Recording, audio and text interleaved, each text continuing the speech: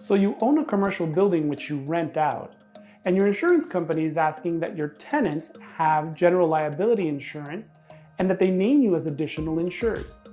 So then you start to ask yourself, if the tenant has insurance and names me as additional insured, why do I still need to have coverage? You have questions? We have answers. Let's get into it.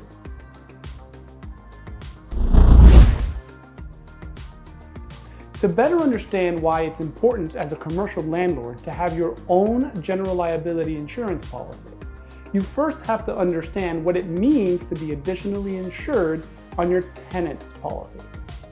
What it doesn't mean is that you have insurance. Additional insured isn't the same as having your own insurance policy.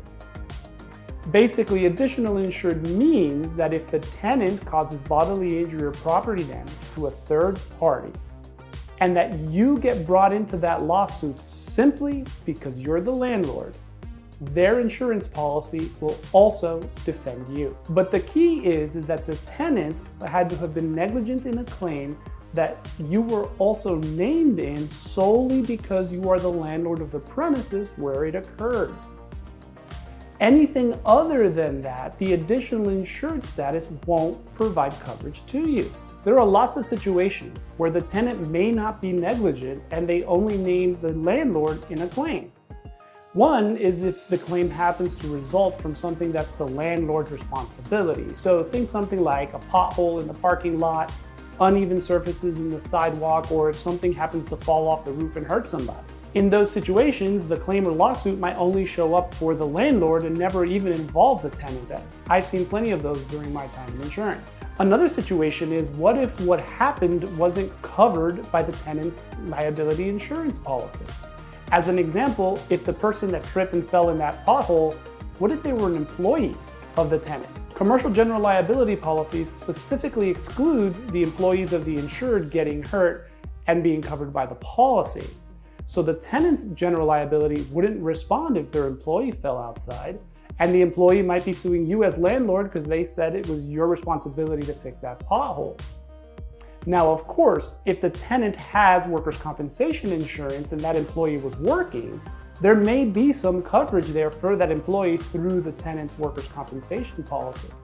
But there's nothing stopping that employee from suing you, landlord, if they believe that you were negligent, or even worse, the workers' compensation company paying the claim, subrogating or coming after you as landlord because they believed you were negligent and trying to recoup the money they paid in the workers' compensation claim from you. Additionally, there are situations where the tenant's coverage may have lapsed or got canceled or expired, and you weren't aware of that. And even though they're contractually required to have the coverage in the lease, the defense and the cost to defend you from that claim or that lawsuit would still have to be paid out of pocket, and then hope you can go after the tenant for those losses. For all of these reasons, it's extremely important as a commercial landlord to have your own general liability insurance policy.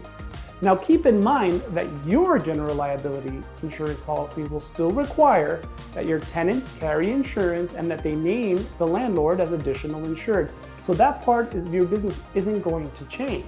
The insurance would be much more expensive if the tenants weren't required to carry coverage, so that's still a requirement with every insurance company for landlords. Now, many landlords have started to ask for more than just general liability insurance in their leases. We've seen leases requiring workers' compensation, business auto coverage, and in many situations, even property coverage for the contents of the tenant. Now, because of some of these situations, many landlords are now asking for more than just general liability coverage in their leases. And not all these coverages actually protect the landlord in any way.